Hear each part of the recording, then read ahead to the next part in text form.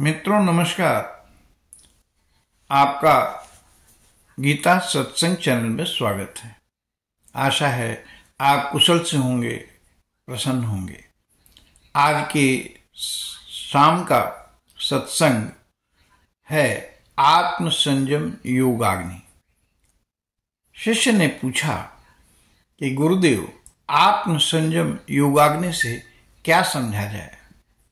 गुरु ने कहा, वास्तव में आत्म संयम योग समाधि योग के लिए आया है। समाधि योग को ही यज्ञ का रूप देने के लिए अग्नि शब्द को जोड़ दिया गया है।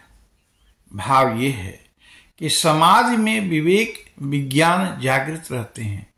शून्यता का नाम समाधि नहीं, तो समाधि योग को यज्ञ की भांति ज्ञान दीपते अर्थात ज्ञान अग्नि की भांति प्रज्वलित कहा है। गीता अध्याय 4 का 27वां श्लोक कहता है, सर्वाणीन्द्रिया कर्माणि प्राण कर्माणि चापरे आत्म संयम योगाग्नौ जुह्वति ज्ञान दीपिते।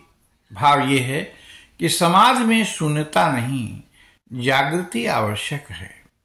सांसारिक कर्म भी यदि स्वार्थ भाव से ऊपर उठकर हों तो वह यज्ञ है और उसमें विवेक और विज्ञान जाज्वल्यमान होना चाहिए। अगर साधक की दृष्टि से देखें तो सगुण या निर्गुण किसी भी रूप में अपनी मान्यता के अनुसार विधि पूर्वक मन का निरोध कर देना ही समाधि योग है।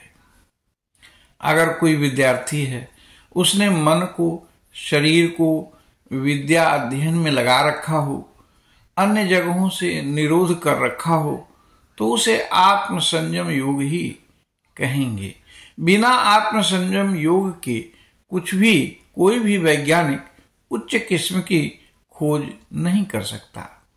यज्ञ भी कई प्रकार के होते हैं। कोई द्रव्य यज्ञ अर्थात द्रव्यों से जनहित के कार्य करता है। कुछ लोग तप यज्ञ करते हैं। लोकहित में परमात्मा के लिए जो लोग लगे हैं, शरीर को तपाते हैं, वे तप यज्ञ करते हैं।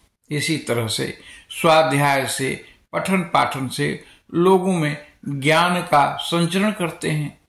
बहुत से लोग अहिंसा व्रत को धारण करते हुए परमात्मा के प्रीत्यर्थ कार्य करते हैं। तो अनेकों प्रकार से जनहित के लिए किया जा सकने वाला कार्य सभी को यज्ञ के नाम से जाना जाता है। तो हम अपनी वाणी को यहीं विश्राम देते हैं और आप सभी को बहुत बहुत धन्यवाद, प्रणाम।